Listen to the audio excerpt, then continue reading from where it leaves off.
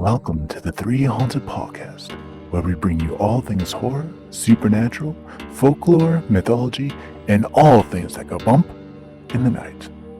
Hey guys, this is your co-host Ashley, Gorilla Girl filmmaker, lunar goddess, and cinephile. Hey y'all, this is your guest ghost host Lila Kay. I'm coming at you from the Mile High to bring you chills and thrills. And I'm your co-host John Thomas, ghost hunter, super smartass, and film lover extraordinaire.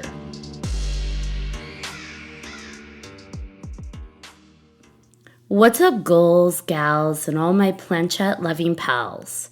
In today's episode, we'll be talking about spirit and Ouija boards. Do these boards really work? Are you really communicating with spirits? Or are your friends just playing a trick on you? Join us and our very special guest to find out. But first, a word from our network sponsor. Are you looking for more awesome podcasts? Head on over to withoutyourhead.com for access to the Without Your Head podcast network, where you'll find a variety of podcasts sure to keep you entertained and coming back for more. You laugh every time you do that. I know, because she Every makes me single laugh time. every time. All right, welcome back, everybody. Like Ashley said, we do have a very special guest today. It is actually tomorrow, where she is from. We have Lindy coming all the way from Australia. Thank you, Lindy, for coming on. I really appreciate it. Thank you very much. I'm happy to be here. Yeah, thank you for joining us. This is very exciting. Welcome. Thank you. We also have our awesome guest host, ghost host, Lila. Welcome back, Lila. Thank you so much. Yeah, ghost host kind of sticks now. It was a accident, but now it's it's pretty solid. Ghost host. It's our ghost host, our resident ghost host. Spooky. It's very fitting considering that we are talking about spirit and Ouija boards today. Oh, what a good segue that was. Oh, thank you. I sometimes know what I'm doing. So let's just jump right in. Ouija boards. Who here has played with a Ouija board? I have. Yes. Definitely. Lindy's like, oh, yep. Yep. So researching this topic was really interesting because I think as much as I have had an aversion to Ouija boards as I've been older, the history behind it was really fascinating. Like, I found myself just reading article after article about the history of it. It was pretty cool, the origins of it. Do you guys know the origins of the Ouija board? I do not. Well, I actually opened up a brick and mortar Seance Parlour here in my hometown. I live in a tiny little town in Victoria, Australia, which is pretty spooky. Like it's very it's still very vintage looking. We've got all the same structures as 1700s and whatnot. Very much like a Stephen King vibe. Yes. So I thought, why not? Because I'm a big spiritualist and communicate with spirit and whatnot. So I opened up my own seance parlour in town, and it was actually quite popular until I had to close it down for reasons, the current reasons. Yeah. So, but yeah, it was very. I've got a really large board. We'd do table tipping and things like that. So I'd take it back to the Victorian times because that's ultimately when spirit boards become a thing. They were talking boards before they were Ouija boards. Mm-hmm. So it was a Victorian back in the 1800s when they become well known, I suppose, when the Civil War broke out and a lot of people died. So they sort of come back to. They used the talking board back then as a form of communicating with their deceased, just to heal their grieving hearts, I guess. So that's kind of the background on that before it was painted to the Ouija board. Yeah, I found it interesting that it was the phenomenon of trying to communicate with spirits was already just raging throughout Europe before it crossed over here, and then it was like you said, with the Civil War and a lot of deaths occurring, it kind of jumped the ocean and became popular here. But I found it interesting that the Fox sisters were the one who kind of caused that surge in spiritual, communication popularity with the knockings on the wall, talking to spirits with something knocking on the wall in response. would terrify me, honestly. Like, if I'm just sitting in a room and I start hearing a knock on the wall and it's responding to my questions, like, let's say it's real and their knocks that they were experiencing were real communication with spirits, like, that's terrifying. How did they even, like, happenstance upon that? Like, I'm hanging out there and just suddenly I'm hearing knocking. Like, that's, and it, like, knock once if you're a ghost. I don't know. I don't know. Could you imagine that? Just sitting on your couch and you're just chilling in a room that shouldn't, like, there shouldn't be someone knocking on the other side, right? Like your closet or something. Just suddenly you start hearing knocking and it's like, And it's not pipes because you're talking to it. Like, is there someone in there? Knock twice. Knock, knock. Like, oh, shit. Hang on a second. Like, wasn't expecting that. Someone called the Ghostbusters. So, yeah, I did find that interesting. I had never heard of the Fox sisters. And I found it really cool. They're two separate, like, it's just the words people use when they're writing these articles. Like, there's the main article, the history of the Ouija board. And then there's a second one that's like, the dark history of the Ouija board. And it's like, ooh, what's that? I'm clicking on that. And really, it's more like dark when it just comes to human nature. Like, this guy who is given credit, Charles Kennard, for creating, like, the Ouija board that we're used to seeing with, like, the Parker brothers, actually created it with this coffin maker. And I don't know how to say his last name, like Reich, something like that, Reiche. And this coffin maker, it was like furniture maker turned coffin maker. They shared the same, like, workspace building, and they ended up collaborating on a talking board.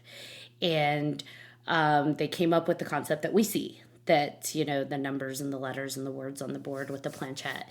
And it gets, like, solidified. It looks good. And then the Kennard guy moves out to Baltimore and sells it as his own. And it's just like, how rude. But not uncommon. I mean, that happens with a lot of inventions and a lot of things that you think are going to be big because someone's got to beat the other to it. Yeah. And he got his investors, the Elijah Bond, right? Mm-hmm. And I'm surprised, like, they really did strike when the iron was hot, because I want to say he moved out to Baltimore in 1890, and then they started selling it in, 1891, and it just picked up like hotcakes. And it's interesting. But does anybody know what Ouija means? Yes, I know it. Let me get there. He's like, I have notes. I'll ask the Google. Right. No, I mean, well, when, they were all sitting around trying to figure out a name for it, the Ouija board supposedly spelled out Ouija, and they asked what it meant and said good luck. I find it interesting that if you look it up on Wikipedia, I think people give meanings to things to make it less scary. So they don't want to believe that the board named itself. So they're like, it's two words put together, one French and one German for yes. And it's like, okay. But then you have the other people who want to put the other, like, logic behind it. And they're like, no, she had a locket on her that said Ouija on it with a woman's face on it. So she got it from that. And it's, scam to everybody. But I don't know. Maybe it was guided through the board, and maybe it was her subconsciously pulling out a name that was, in the back of her mind, which was on her necklace. It's something she sees every day, and she subconsciously, like, moved, the planchette, and that's what came out. Or maybe the board really did want to be called Ouija. I don't know. For good luck. Like, good luck to you. I said, good day, sir. So good luck in whatever way you need it. Well, the ideomotor effect is what the unconscious or subconscious mind is, the involuntary physical movement. Mm-hmm. So it could have been, well, that's the logical side of it. Logic it away. If we want to, be logical about it, it could possibly be an unconscious or subconscious word that she wanted to, put out there, but we shall never know.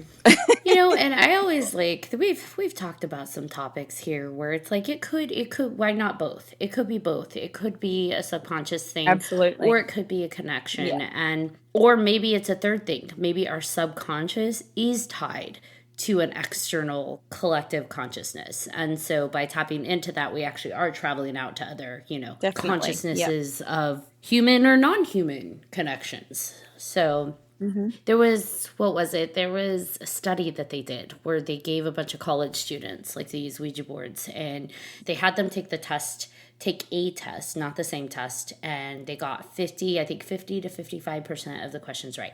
And then they gave them a board of like, a little while later and gave them a different test. And they got, I want to say 65% correct. And they were able to repeat those results quite a few times. And, the scientists ultimately said kind of what you did, that, they're tapping into their unconscious mind, their subconscious that has more answers than we realize that we carry within us, because it's not in our frontal lobe. And so, I found that interesting. But I also think like maybe it is that. Maybe it is we have some answers in us that we don't automatically remember when we're pressured. And that Ouija board was maybe like a placebo effect into diving into that unconscious mind. Or maybe diving into that unconscious mind, we are tapping into a deeper connection with maybe something external to us. Yeah, absolutely. So you mentioned something, Lindy, and I want to just circle back. Did you say something about tipping tables? Oh, table tipping, yeah. Table tipping, what is that? Yeah. Well, it's back to the Victorian spiritualism sort of thing. The way I would do it, the modern way, I tried to do it as Victorian as possible, because that's what I wanted it to be. I wanted it to be a Victorian sort of spiritualism experience. So I just had like a small table and we'd all sit around it. And back in the Victorian era, everyone would chant or sing a particular song to sort of get the vibration and the movement and the energy up, because the higher the frequency and the higher the vibration, it's easier for spirit to communicate. So once everybody's in that collective and we're all sort of high vibing, it makes it easier for them to sort of to come through. And I remember my first very experience was actually doing it in my seance parlour. I'd never done it previous before, so I was kind of like, okay, spirit, you've got to show me that this is real, and it was the most insane experience I've ever experienced. We were just sitting around. Our fingertips were literally on the table, and it wasn't a light table by any means. It was quite solid. So we sort of had it's kind of like a poker table, if you can sort of imagine, like a round poker table. We had our fingertips on it, and we sort of finished doing our chanting and whatnot, and literally the table was literally sort of on one leg at one point, and our fingertips were only on it. So there's no logical explanation. Like I was kind of like, and even though I'm a very spiritual person and I communicate with spirit and whatnot, it's still sort of, I was like, how the heck is this happening? You kind of still got to have that sense of questionability. Like you still got to question, like I feel like that's very important when you're doing any sort of spiritual communication. You need to have that. So yeah, I was very taken aback by what was actually happening. Like I was like, holy wow, It was really, it was amazing. Yeah, I don't blame you. That would definitely have holy wowed me. Yeah. Well, it's like Ashley said, when you're asking somebody to knock and then you actually hear it and you're like, wait, be careful what you ask for because it's going to happen. And I do like that you point out going at this with like questionability, with skepticism, but also like open-mindedness is very good in that, like, oh, this could actually be happening. However, I'm still going to try to go through those logical steps of, am I actually experiencing this right now, or what could be causing it? And I do love that you approach that situation with that sense of skepticism. Yeah. It's a healthy level of skepticism. Right. Definitely, yep. Something you said, actually, you're the first person that is like just, I've been trying for a few episodes to put the words together to what I was trying to say, and you just like hit it so nail on the head, which is punny considering we were talking about a coffee maker. Sorry. So you mentioned something about the singing to get the vibrations up because that's what spirits respond to, that high vibrational, that high vibe. And yes. I noticed that, like, we've talked about that on a few different episodes where, like, for example, in like voodoo rituals, to activate a lot of these rituals or ceremonies, or to start them to invoke the spirits, it's actually singing. You start by a song that you Yes. connect to. So it's not like sing a random song. It's one that you personally connect to that raises your vibration, and that invokes the spirits. And I think we've talked about with like Native American rituals, you know, the chanting to invoke the spirits. And so I think it's really interesting. We have so many different cultures and belief systems that all practice the same kind of vibrational resonance that begins with singing. And there's something there. Yes. I agree. I find that if I chant, like, chanting's very powerful. Like that, you know, it extremely powerful. If you continuously chant something over and over and over and over and over, it's an unconscious and subconscious thing as well, you know. But yeah, you're raising the frequency and the vibration, which is where the spirit, especially if you're wanting to connect to the good ones, you know, like that's where all the light spirit is, you know. They're on a different plane to what we are. Then we have the lower vibrational spirit, which they don't really care, you know.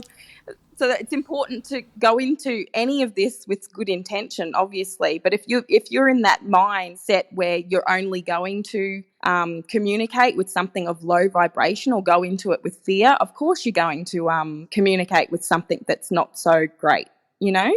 I think it's very important to make sure you go into it knowing that, or wanting, like, putting it out there basically, that, you know, you want to speak to the higher people or the higher spirits of light. You don't want anything of lower vibration to come through. So yeah, that's my take on it. So it's like setting your intention or your... Absolutely. Yeah. But also clearing yourself, because it sounds like you said even if you come in with the best of intentions, if you're afraid, that's going to knock your vibration down. So trying to just clear that fear a bit as well. Yep, that's right. Yeah, I think it's really good that you talk about having good intentions when you approach something new, especially with something that is so unknown and you don't understand, you know, what's going to exactly happen. You don't have any way to predict this. And I feel like Ouija boards, spirit boards get a lot of bad rep because people do come at them with negative intentions sometimes, where they're like, I just want to see something. I just want to scare people, you know, I just want something to come through so I can get a reaction. And then I feel like that's where you get these, you know, these lower spirits, these negative spirits. But if you come at it with good intentions and you are genuinely curious, then I feel like you have a better chance of having a good experience instead. Yes, exactly. What is the difference? And I'm not trying to be cheeky, but what is the difference between like a momentary possession and like using a Ouija board? Because to me, when I think about like the basics, the fundamentals of what's occurring when you're using like a Ouija board or a talking board, where you're channeling something through to allow it to control your hands or your body, even if it's for a moment, like what is the difference? How does that not become like a full spiritual possession? I'm pretty certain that it all comes down to intention. If you've got that, how can I word it? That's why it's important to say to people, don't go into anything like this when you're under the influence of drugs or alcohol or anything like that, because once your vibration is low, it gives you that open ability for spirit to actually to enter you. Like that is a thing. Like it sounds strange, but it is actually a thing. Whereas if you go into a you know, a strong-minded willingness, and you say to them, this is my intention, I wish for you to communicate with me, not intentionally like through me, like you've always got to give them that permission, and you've always got to set those boundaries, because, you know, spirit can do what they want otherwise. But we're stronger than them, you know, people don't realize that, you know, like we are the stronger, I believe we are absolutely stronger than any spirit. So if you do go into it intention, I give you this permission to do this, and this, I don't give you permission to do this, you know what I mean? Is that answering the question? I'm not sure.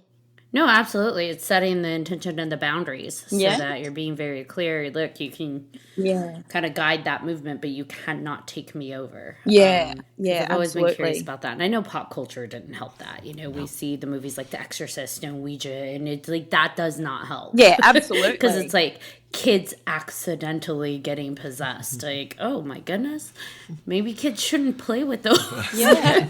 Well, the fear, that all began from the 20th century, the fear. Like the talking boards were fine up until then. And then the Catholic Church and the horror movie industry sort of created that fear by rebranding it as a doorway to demonic possession or you know.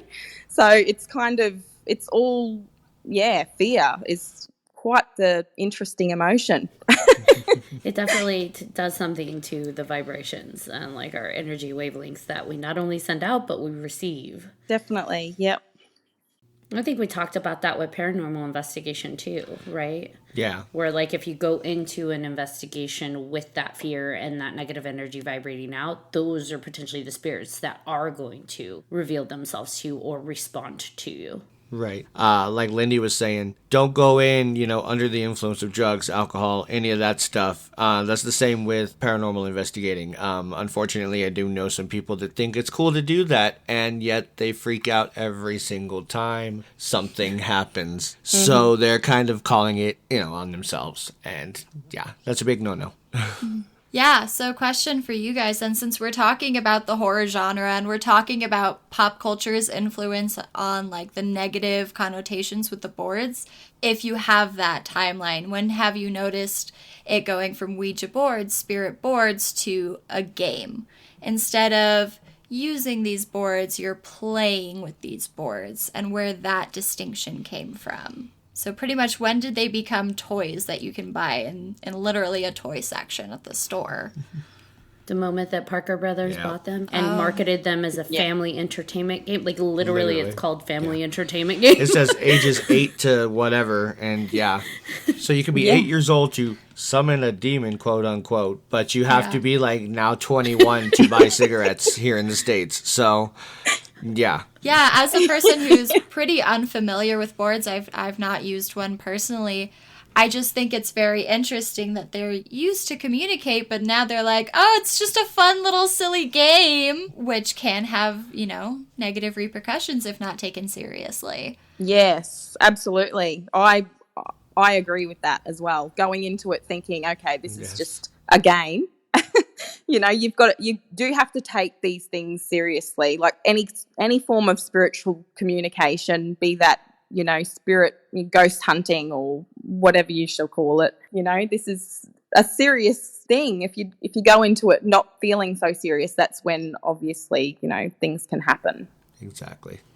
Yeah, and I think too, like with the Ouija board especially, it became marketed as a game that families can play together. And I think also what it became more of a game was not just with the marketing, but also the more that our own lifespans increased. So less and less people were dying in their 40s and early 50s. So we're less, stressed about like death. And we also see like the wars, like the World War I, Civil War, everything is like kind of in our past a bit. Death didn't seem so on our doorstep. So I think that when we kind of moved away from that a bit, and that fear of death and wanting to know what's on the other side wasn't as prevalent in the front of everybody's minds, and dealing with that massive grief, kind of like Lindy mentioned earlier, is when it became more of like, ooh, now let's just see if we could scare ourselves. And if we're being honest, this tends to be a game that kids play a lot, like at slumber parties. Oh, yeah. And it's like kids like to scare themselves. We tell campfire stories and ghost stories, and we talk to ghosts apparently. And it just like, I don't know. I'm not gonna lie, I am not a fan of any kind of uncontrolled communication through a veil that I don't understand what's on the other side, because we get deceived by human beings. Like, it's super easy for, like, sociopaths and manipulators and narcissists to come in and just bamboozle us. So if another human being can deceive us, what kind of spirit or what we assume is a spirit responding to us? Like, we don't really know what is actually responding to us. So, like, what kind of damage of deception can be done on that end. Maybe that's just me being influenced by horror and pop culture, but I do wonder about that. I am uncomfortable with what I can't, I guess, see or feel to an extent. Because I felt some spirits without needing a board. I've felt entities and I'm like, whoa, you are no good. I don't know what you were, because I don't think you were ever human, but I don't want to talk to you. Yeah. I just make sure, like I do believe that it's all in the way that you perceive yourself and the technique before going into it. And I always believe, and I always have believed, that I'm protected spiritually and energetically. So I've never had a negative experience in all of my, I've been doing this sort of stuff since I was 10 years old, like I've never ever had a negative experience in any of that. I've felt weird, like there has been moments where I've walked into a building or something of that nature, and I'm like, okay, this is a bit, this is a bit odd. But I make sure I always set that intention then, call in all my protectors and all my spiritual protectors, and, it sort of disappears. So they know who they can go up against, like we are most definitely the most powerful. We're more powerful than what they are, like I mentioned previously. So it's definitely important to go into it knowing that I am powerful. No one or anything can harm me. I'm in this for me and for the highest good of me. So that should be a great way to bring forward, the more positive aspects of it, I guess. I think that's so powerful, because I envy that, because it's like, man, to know yourself that well and to believe in yourself and the spirit world that well, to believe you're protected. It's like, that is amazing. It reminds me of Fright Night. I don't know if you guys have seen Fright Night. Yeah. But where, like, Jerry Dandridge is laughing at him, and he's like, you have to have faith for that to work. And it's just like, he's not wrong. I think you have to have faith in yourself for things to work. But, oh man, how many of us do not actually have faith or believe in ourselves that strongly? Ooh, ouch. I didn't come here for therapy. Yeah.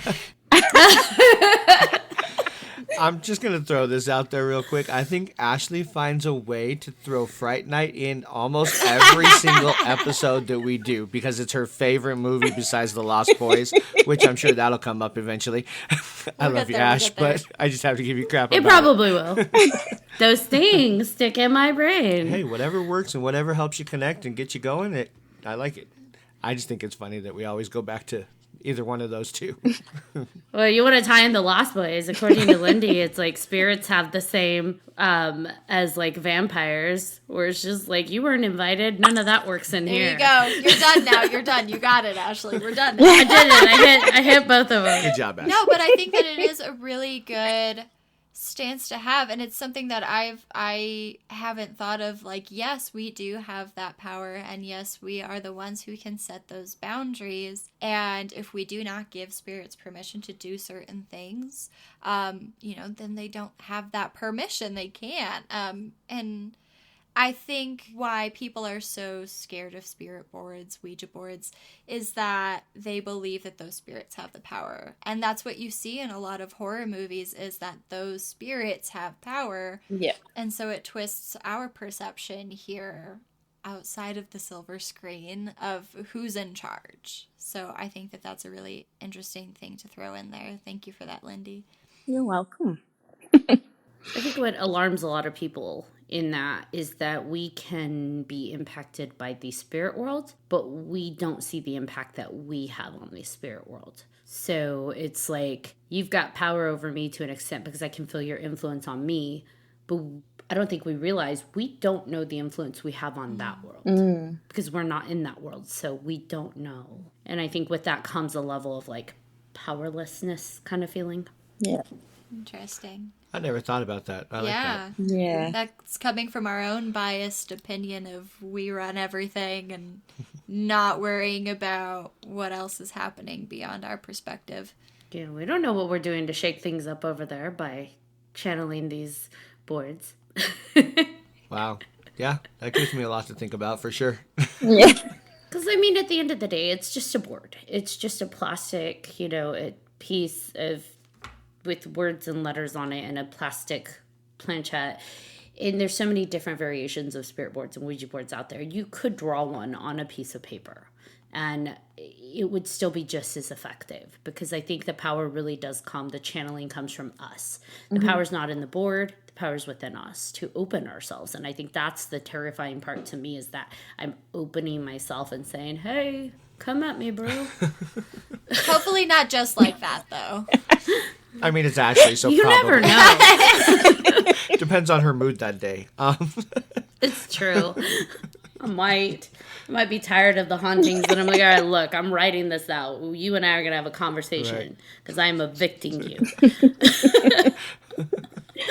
Like, can you imagine on the other side, they have their own version of Ouija board, and they're like, who's up today? Right? Which person am I going to talk to today? Here we go. I don't want to talk to Ashley. She's always telling me to come at her, bro. I don't even know what that means. I'm from the 1700s. Oh, gee. I love it. So you said you have a seance shop, Lindy, Mm-hmm. and that kind of goes with the vibe of your town. Yeah. With your shop, is it, like, I don't know that world too terribly much. So, like, I know the metaphysical world, but I've never been to, like, a seance shop or anything like that. Is it difficult to find what you need to be able to conduct, or is it just because it is so unique to the individual, you could really get, like, a poker table with a tablecloth because it's really what is channeling through you and who attends? I do feel like it matters who the participants are. Like, if you've got someone that's, you don't necessarily have to be a medium per se, but somebody that's extremely open, there needs to be someone conducting or someone sort of in charge, as you will, that's sort of very, very open to the spirit world. You don't need to be fully mediumship and have all these abilities and whatnot, but I do feel that there has to be somebody in that moment that is extremely open to sort of help those energies and the communication flow. Does that make sense? Because I had participants in one session and they were extremely closed off. I could feel it in their energy. I could feel it as soon as they walked in the door. They were petrified. They paid for this seance, but they were absolutely petrified, and there was barely any communication whatsoever. It was mainly me doing all the channeling in the end, because I'm like, okay, that they've paid for this seance and nothing's happening, and it's because their energy was so closed off and so shut down that nothing was really happening. So it sort of just landed all on me at that point. That has to be really exhausting. Yeah, it was. It was very that was actually one of my lowest moments in the seance parlor, because I was like, wow, like, this is quite tiring. Like, if people come in and they're open and they're like, yeah, let's, and they're laughing and having a good time, and because when you're sort of open and happy and whatnot, that's when the communication flows a lot better. So there needs to be that person that's sort of a lot more open, or the conductor that sort of helps sort of bring things forward, I guess. Like, that's my experience. I don't know of any other experiences, but I've found that that's been the way for me. Now, if you have a group with a lot of open people, like open energetically, do you then want, like, a grounding buffer person to kind of keep that group tethered, or is it good to have a lot of open individuals? Well, what I always do before conducting a seance is I always ground everybody. We do a bit of a ritual, then we sort of do like the bit of the chanting and whatnot. So I've got a bit of a process that I do to make sure that there's, everything's sort of balanced and sort of in line, so things sort of run smoothly, so we won't have these hiccups where there's, scary spirits or whatnot coming through and attacking people. Do you have safety measures of, like, if someone is vibrating low because they do get scared or something like that, and it does draw in, like, a very volatile spirit? Do you have something that you have in place, or some, like, ceremony you do to help kind of stop that, like an emergency break? Yes, absolutely. Obviously, I show them, this is all the logical stuff, but the exit signs and whatnot, always tell me if you're feeling uncomfortable, and then we will just stop the seance there, and I'll sort of conduct some sort of another sort of a ritual. I've never had to do it, but I've always had those in place just in case. Yeah. I've always had seances that run extremely smoothly. I've had the ones that are really low in communication, and they're the ones that I've found are the people that are very blocked off and petrified. They're curious, obviously, because they've purchased a ticket, but then you've got the other people that are really open, and they're the fun ones. They're the ones that actually things actually happen, like the tables freaking tip, and the planchette's going all over the place, and a lot of things. And then there was actually one where there was sort of mist actually occurring in the room, like there was a bit of a mist behind someone, and there was a couple of them. It wasn't just me that witnessed it. There was a couple of them, and they're like, what is that? What is that exactly when mist appears? What is that? Well, I would say that that's spirit trying to come forth in the physical. They've obviously got enough energy to try and communicate in a different way. Like they were obviously trying to communicate in a different way to let them know, okay, this is real. You know what I mean? Spirit have got to have a very large amount of energy in order to physically appear in front of somebody. For that spirit to particularly, to mist up and to make some kind of a fog or whatever it was, the mist it was, they've obviously had a lot of energy at that time. But we do produce a lot of energy before the seance anyway. Like I said, we do the rituals and the chanting, and there's I make a bit of a process before we get into it to make sure they get the best of that experience. Yeah, I think I've only ever seen like a misty fog start to come up once, and I freaked the hell out. I'm like, I gotta go. I think that's really amazing, though, to like have that happen in front of you and to see that like mist form, because like you said, like that's a lot of energy. We don't know, going back to what Ashley was saying earlier about, we don't know the effects of the, spirit world. We don't know how much energy that's actually taking from them, but that can't be a lighthearted task to like try to make yourself visible. So I wonder what effect that has on the spirit who's like, okay, I did this. I'm tired now. I need a nap. Let's call it. I'm out. Have a great day. Right. I mean, as a ghost hunter, paranormal investigator, whatever, I mean, I have never seen anything like that. And, we always ask, hey, can you show yourself, or can you, again, going with the knocks or whatever. But I have never seen a mist or anything like that form. And Lila and I used to go with Luana's team to do the events that we had at the Melting Pot restaurant and stuff. And again, with the lighthearted energy, everybody is feeling good, and you actually get more communication, more activity than when you have the few people that are just like, oh, this is all bull crap, blah, blah, blah. And we've had a lot of that. And we've had nights where nothing happened. And then we've had nights that were like literally the next night, everything was just happening. We were getting knocks, we were getting touches, we were getting this, we were getting that. And it was amazing, and it's all about the energy.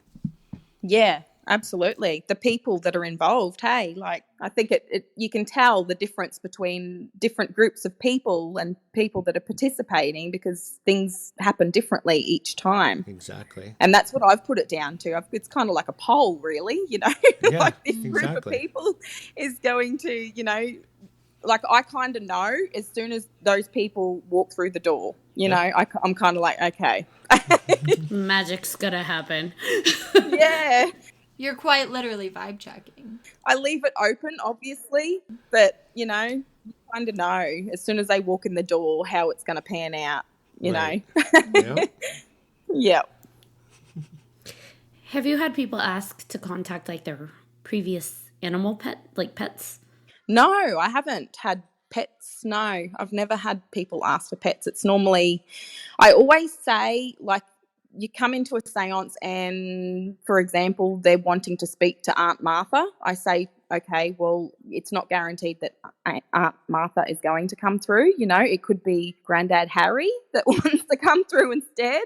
Like, he's obviously got the message. So don't come into it with expectations of who you're going to speak with. It's the actual spirit that wants to communicate or has something to communicate, you know. If Aunt Martha might be at peace and she couldn't be bothered, you know, like, whereas Grandad Harry, he might have communication. He might have something to say. So he'll come forward first. So no expectations, just sort of just go into it open-minded and see what comes through, I guess. Yeah.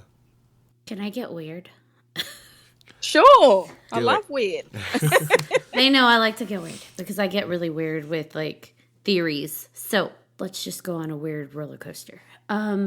Let's say that this is going to take a lot of assumptions. Let's say that we are connected to this collective consciousness. And a lot of our memories of these individuals, whether it be Aunt Martha or Uncle Henry or Grandpa Todd, are stored in these memories. So when we dive into that chanting and vibrational, we're chanting and we're vibrating, we're actually putting ourselves into a meditative state. So we're in a trance-like state, and we tap into those unconscious memories and those collective consciousnesses. So whatever we need to hear at the time, like whatever we're working through, whether it be psychologically or energetic, you know, trauma, whatever is going on, whatever we need to have brought out externally and then reflected back to us is what we receive or what we experience. What if by using Ouija boards and spirit boards, we're essentially just doing like an energetic psychological therapy session that is somewhere between the metaphysical, the spirit world, but what we call the spirit world is really our connection to this energetic consciousness that we all just kind of connect into and come from. Yes. That was weird. That was a lot of words. Sorry. No, that actually makes a lot of sense though. Like, we will get the information of our highest good, you know, like whatever we're meant to hear at that time is what we will get. And yes, I do feel that there has to be a level of subconscious, unconscious magic going on as well. Like, I do feel that that's all interconnected. Like, everything is connected. Like, that's the weirdness of it. You know, it is, you know, it is weird. It is, yeah. I know, like, just some of the stuff I say, I'm like, gosh, if anybody listening to this knows me in real life, they're going to be like, what the hell is wrong with you? So much, just so much. This is, I like to think of the podcast as like my personal therapy sessions, but welcome to group therapy. I mean, Oh, thanks for having us. Thanks. Yes. It's like I mean, family therapy. It does seem to be like you are like learning a lot, and I think it's really cool that you're learning a lot through all these different topics that you weren't expecting to learn. And I absolutely love watching this happen because the look on your face and everything is just amazing. I love it. Well, I think for me, I know Lindy mentioned that she's been, you know, talking to, or not, no, that sounds weird. Lindy has been, you know, how do we want to say that? Communicating with the spirit world?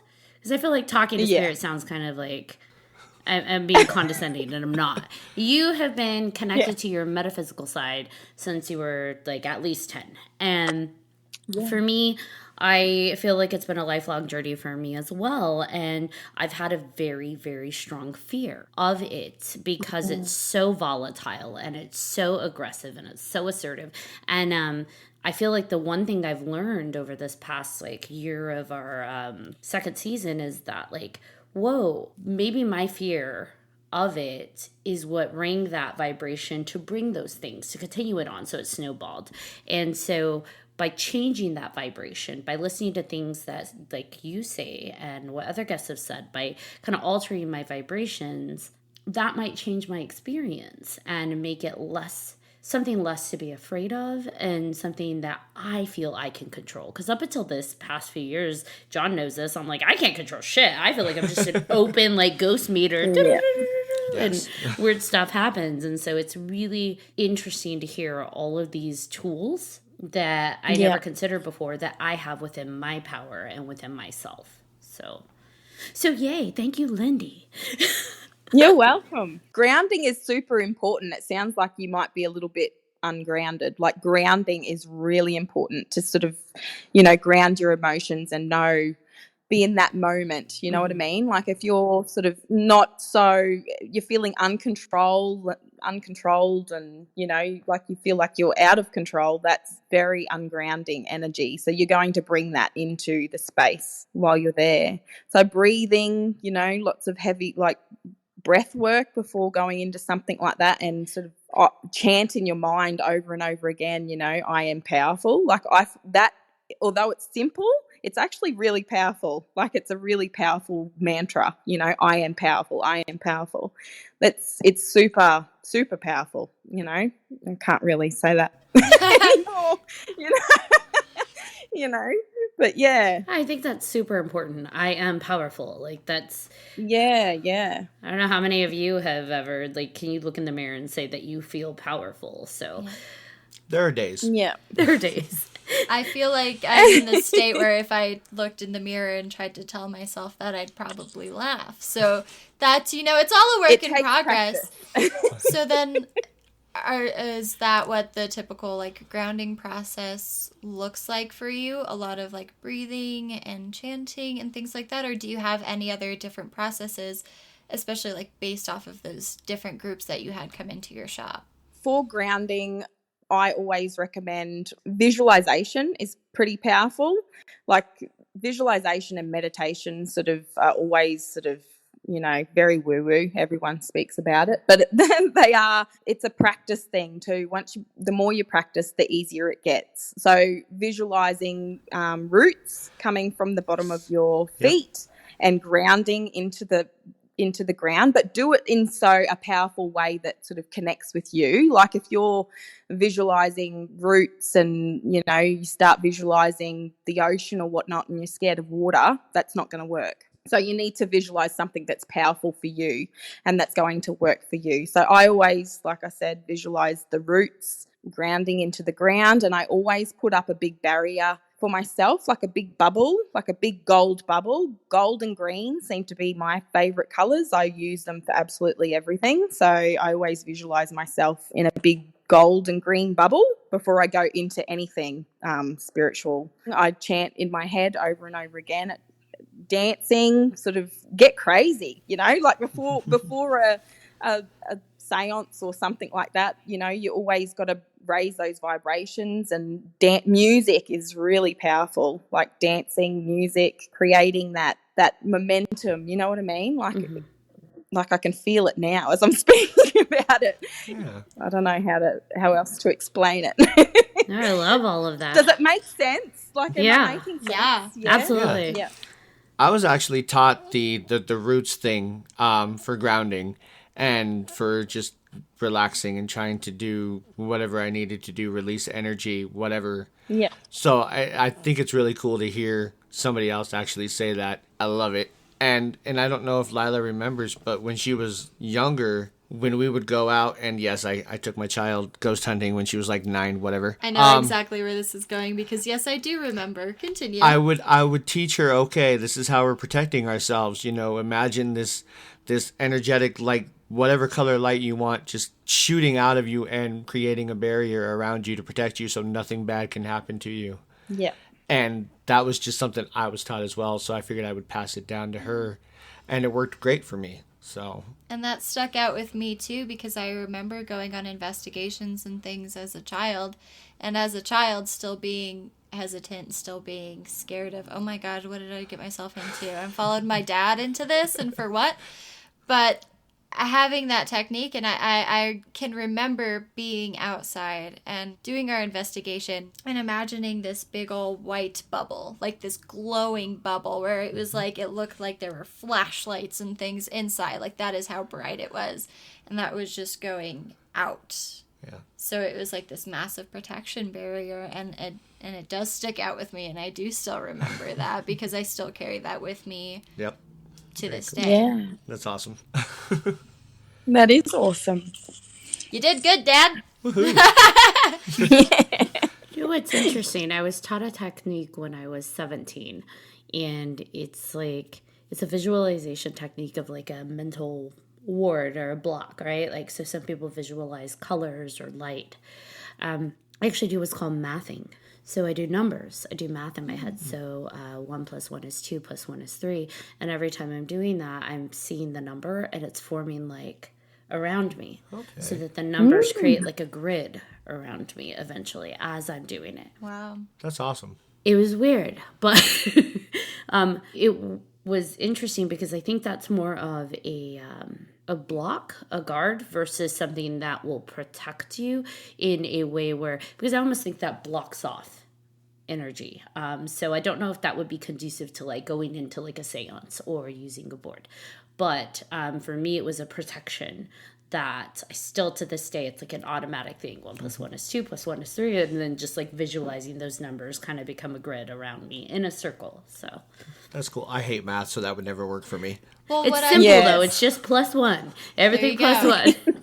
What I think is interesting about this is like, Ashley, that's a very like mathematical, technical form of protection and grounding, whereas like Lindy, you're talking about, you know, dancing and chanting and things like that, which is very much artistic. So I think you see like a good combination of arts versus, you know, science and more technical skills, and I think that that's kind of cool to see like the variation. Yeah, definitely. Yeah, I don't like math either. So It's not like I'm doing algebra. I'm just simple math. Can you solve this quadratic formula for me, Ashley? Yes, I can. I think what it does with the math and why I liked it so much is that it takes you out of your fear. Because if you're having to do a math problem in your head, you're no longer focused on your panic and your fear. So it kind of reroutes you back into your body to get rid of that vibrational fear as you build that protection around yourself. That makes sense. yeah, it takes your mind away from it because you're using your mind to create more numbers, to create that to breed more fear. Yeah. I get it, but it still would not work for me. You're like, nope. And that's okay. Similar to what you're saying, though, Lindy. I mean, I had someone try to teach me a grounding technique where you like breathe in and then exhale the color of the light as it builds around you. That doesn't work for me. Like I try, but it's just like, but is it gold or is it like a white gold or is it what like? And then I get caught up on like, well, what spectrum? And like, do I really breathe out gold? And it was like, you know, I am like way overthinking that process. Yeah. See, what I teach is whatever the first thing comes to your mind, don't overthink it because that's your conscious mind creating that. You want your unconscious or your subconscious mind to create it all for you, you know? So whatever color you see or whatever, just go with it. Don't be like, okay, is that white? Is it grey? Is it in between? Is it black? Exactly. That's why I landed on math. I'm like, just 1 + 1 is 2. There we go. The numbers work. Yeah. Then if I have to do that while I'm drunk, I can still remember what 1 + 1 is. I would hope so. If not, that's the sign to stop. If I can't do 1 + 1, I'm probably not conscious anymore, in which case I'm not breathing out colors either. Like, I'm just... Oh, man. So is there a difference between a Ouija board and a spirit board, or are they the same thing? One is just like a brand name. Oh yeah, it's just a brand name. I think they're all exactly the same, and the process is all exactly the same. It's just branding, I'd say. Would a spirit board be similar to like a scrying board, and just it's a scrying pendant versus a planchette, or are they separate things? I also have a planchette looking thing that's got a pencil attached to it that I had made, and it's also got like a wheel attached to it as well, and it's a similar process. You'd put a piece of paper under it and you'd sort of go through the same process of communication, and then it gives the spirit the opportunity then to actually write instead of using the planchette. Oh, nice. Yeah. So it's like a combination between automatic writing and spirit board. Yeah, exactly. That's very cool. Yeah. I was part of a subscription for this. It was like a monthly, I don't remember what it was called, but it was basically for every new moon, they would send you a box and it had like candles and whatever. But one of the items that it sent was like a cloth kind of like a Ouija board. It had the yes, the no, the numbers, but it was a little less obvious. And it came with the scrying, or I'm sorry, the pendulum, the pendant Oh, yes. that you circle over it. And I never used it. I was like, I'll send it to Kevin, but Yes. because I don't think I can control my vibrations enough right now to not summon back like a demon. So, I'll leave it to the people who can control their vibration. Feels very healthy that you know that boundary of yourself, though. That's a good thing. Absolutely. Yeah. And I know my weaknesses, and it's like, Yeah. I'm good. I don't want to talk to Captain Howdy today. I'm probably not someone who should be playing with Ouija boards. Probably not. Oh, man. John, did you have anything else you wanted to add, or Lila? Any other questions? No, I think we pretty much asked and answered all the ones that I would even have. Yeah. Yeah, I think for me, I love that this turned into a conversation not just about the boards themselves, but also how to control your energy and how to ground yourself and how to protect yourself. And I think that that's very important when it comes to dealing with unknowns. So I really appreciated all of the insight and hearing all of the different techniques in that. I thought that that was really amazing. I agree with Lila, too. I think if for listeners and just in general, take heed from my boundaries.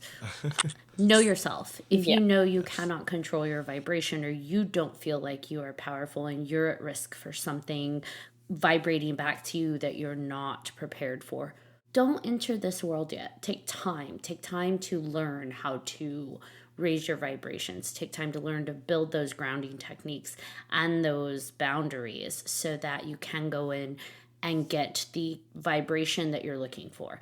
And if you are unsure, but you're still curious, there are amazing people out there like Lindy who can guide you and help you through that process. Absolutely. That's super important. It's okay to say no thanks. Exactly. Yeah. Exactly. Yeah. Because you don't want Captain Howdy to visit your front door. I'm just kidding. I'm joking. She's joking, but not at the same time. Because, you really don't. But not really. No. But not really. Because it doesn't have to be a demon. It could be, like, whatever it is. You just don't want something volatile or aggressive that you weren't looking for to respond back to you, that you don't know how to get rid of. If you don't know how to pull that emergency brake and to create those boundaries, there's no need to rush into it and see what comes calling back. Yeah. Preparedness is key. Yeah, do your homework. Definitely. Always be prepared. Yes. Yes. Although I am not one who would want to put hands on a Ouija board because I still don't feel unprepared for that life. I would definitely want to go to Lindy's shop and try the table tipping. Yes. Yeah. I would be down for that. I'm gonna go on a Taking road a trip. 3Haunted trip. Yep. All right. We're gonna Australia, cross here we over to the come. pond. We're gonna be like, Lindy, let's make magic happen. Let's make tables tip. I love it. Did you have any final thoughts, Lindy? No, I think we've touched on everything unless you have any other questions or no? I'm sure I'll think of 50,000 more once we hit stop. After the fact. Yeah, I'm sure John will tag of me course. in something, and if anyone wants to communicate with me or contact me, feel free to do so, I guess. Definitely. thank you so much. You're very welcome. Yeah, thank you for coming on the show. Thank you for having me. I appreciate it. Absolutely. So much fun. Yeah. Told you it was nothing that bad. We're an easygoing crew. We're pretty we just go with the flow on topic. At least once during an episode, I am like, let's get weird. Yes. We're going to start calling it Ashley's Weird Corner or something. I don't know. Let's do it. What do I keep in this weird corner? I don't know.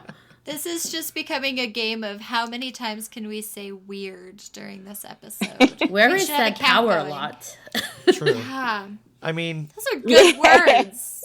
I did. no, There- there's nothing wrong with that. There though. is power in weird. Yes. That's right. See, Ashley can't Yeah. hit her microphone anymore, so we can't play the drinking game. Every time Ashley hits her microphone, you take a drink. I know, I switched it off into the stand and now I don't knock it around. Well, bring us home, Johnny. All right. Thank you, everybody, for listening to this episode of 3 Haunted. I am your host, John Thomas. I am Ashley Lunar Goddess. And I'm Lila Kay. If anybody has any questions, comments, or episode suggestions, please feel free to email us at 3hauntedpodcast@gmail.com. And if you haven't done so already, please like, follow, and all that fun stuff on all of our social media. You don't want to miss one crazy moment. Yeah, I messed that one up. Shut up. That's okay. I think it was just subscribe. Subscribe to it all. Subscribe. Do it all. Hit the follow button. Until next time.